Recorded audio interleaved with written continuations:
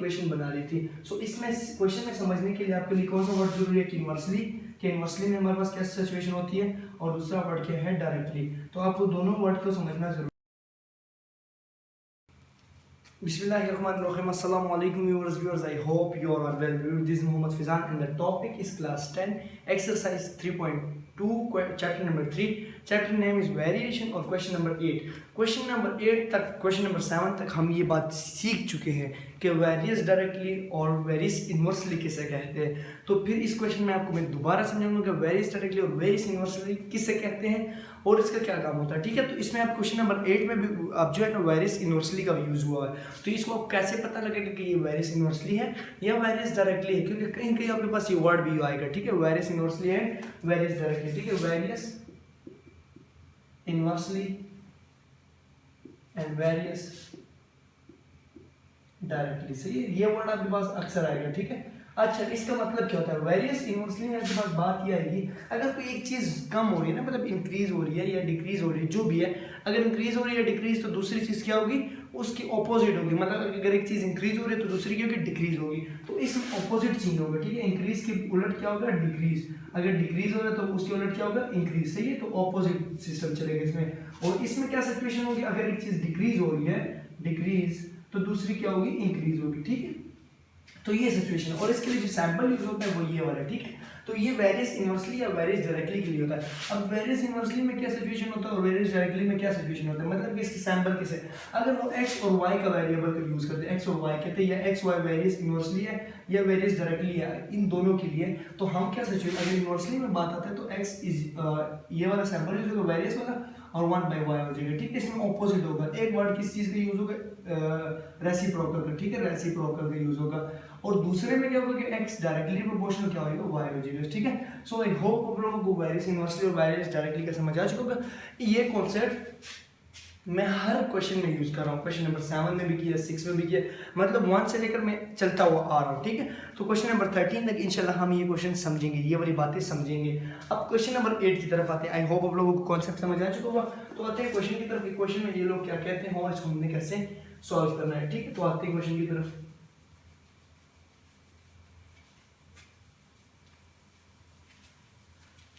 I hope आप लोगों को कॉन्सेप्ट समझ आ चुका होगा। अब क्वेश्चन को मैं लिख लेता हूँ। क्वेश्चन में हमें वो क्या था कि if various inversely, if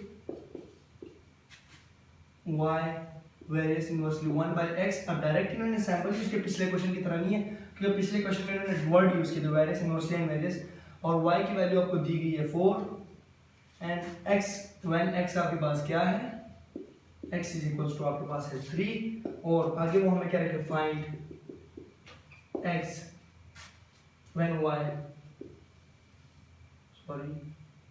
when y is equals to 24।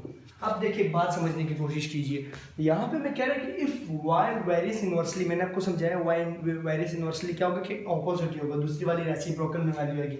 सो यहाँ पे इनवर्सली आ रहा है। ठीक है, एंड y when, अब वो y की वैल्यू दी गई है और x की वैल्यू, और इससे आगे क्वेश्चन चेंज हो रहा है। ठीक है, फाइंड, अब हमने क्या करना है, x को फाइंड करना है। ठीक है, x को क्या करना है, फाइंड करना है व्हेन y 24। अब हमें x को कैसे फाइंड करना पड़ेगा, मतलब कोई ना कोई हमें आंसर, तो कोई ना कोई फॉर्मूला चाहिए, कोई ना कोई इक्वेशन चाहिए, उसके तहत ही फाइंड कर पाएंगे ना।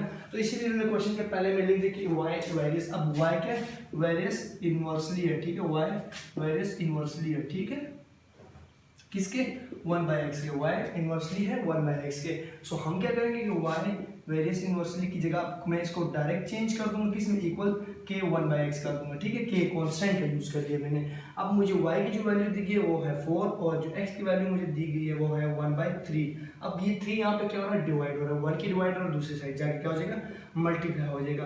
तो k मेरे पास किस चीज के बराबर आ जाएगा, k इज इक्वल्स टू 12 आ गया मेरे पास, k की आंसर क्या आ गया, 12। अब इस k को इस इक्वेशन में पुट कर ले, ये वाली इक्वेशन हमारे पास एक बन गई है। सो ये इक्वेशन के तहत हम यहाँ पे क्या कर पाएंगे, x का आंसर निकाल पाएंगे। ठीक है, तो ये इक्वेशन है और ये हमारे पास k का आंसर आ गया, तो ये इसमें पुट कर लेता हूँ। तो y इज इक्वल्स टू आपके पास क्या आ जाएगा 12 एंड उसके बाद 1/x, उसी तरह आ जाएगा, ठीक है। तो ये आपके पास के का एक आंसर आ गया, ठीक है। अब इसके बाद आप लोगों के पास क्या सिचुएशन होगी कि आपके पास ये x का आंसर निकालना है, तो हम यही इक्वेशन को यूज करेंगे कि y is equals to k 1/x आ जाएगा, ठीक है।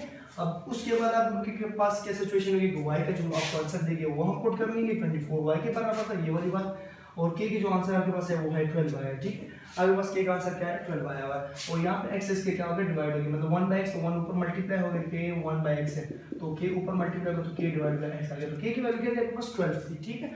अब x यहाँ पे मल्टीप्लाई डिवाइड और दूसरी साइड जाके क्या हो जाएगा मल्टीप्लाई हो जाएगा, ठीक है, और 12 इसी तरह अब 24 यहाँ पे क्या हो रहा है मल्टीप्लाई, दूसरी साइड आके क्या हो जाएगा डिवाइड, ठीक है। तो 24 यहाँ पे आके डिवाइड हो गया, अब ये और ये कैंसिल हो जाएगा, तो x इज इक्वल्स टू 1/2, तो आपके पास x का जो आंसर आया है वो 1/2 है। यहाँ पे भी हमारे पास आंसर क्या आ रहा है x इज इक्वल्स टू 1/2, तो ये आपके पास आंसर आ गया, ठीक है।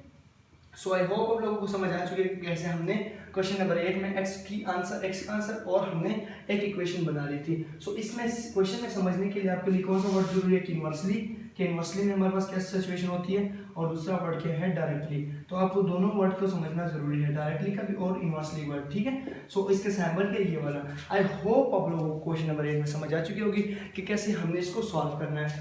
इफ y इनवर्सली किसके है, वो वेरियस इनवर्सली किसके 1/x है, y आपको वैल्यू दी गई होगी। सो इससे रिलेटेड एक नए क्वेश्चन पेपर में लाजमी आ सकता है, तो आप इसको समझिए और कोशिश कीजिए कि हर वीडियो हर क्वेश्चन तक पहुंचे और हर क्वेश्चन को प्रैक्टिस करें, ठीक है। मेरी मेरा हर क्वेश्चन पे अलग अलग वीडियो बनाने का मकसद ये है कि आपको जो क्वेश्चन चाहिए वो इजीली मिल सके। सो आई होप आप लोगों को क्वेश्चन इजीली मिल रहे होंगे, ठीक है। सो नेक्स्ट वीडियो इंशाल्लाह हमारे पास क्वेश्चन नंबर 9 की होगी, और हर क्वेश्चन पे अलग अलग वीडियो बनाने का मकसद ये है कि जो आपको चाहिए वो इजीली मिल सके। कल कौन सी क्वेश्चन नंबर 9 पे हम वीडियो बनाएंगे, उसमें भी यही वेरियस इनवर्सली चलता जा रहा है, फिर उसके बाद स्क्वायर आर और फिर क्यूब, तो आराम से हम क्वेश्चंस को सॉल्व करेंगे, ठीक है। तो आप भी मेरे साथ आहिस्ता आहिस्ता चलें। अभी आपके मैट्रिक के पेपर में जो है ना कुछ दिन हैं, तो उस वक्त तक हम इंशाल्लाह तैयारी कर पाएंगे, ठीक है, प्रिपरेशन कर लेंगे। सो साल के शुरू से मैथमेटिक को शुरू करें पढ़ना, आहिस्ता आहिस्ता प्रैक्टिस करें, क्योंकि मैथ आती ही प्रैक्टिस है, ठीक है। सो आई होप आप लोगों को समझ आ चुका होगा क्वेश्चन नंबर 8 का कि कैसे हमने इसमें सॉल्यूशन करना है, ठीक है। सो नेक्स्ट वीडियो इंशाल्लाह क्वेश्चन नंबर 9 की होगी। क्वेश्चन नंबर 9 तक के लिए मुझे दीजिए इजाजत, अपना ख्याल रखिए, अल्लाह हाफिज़।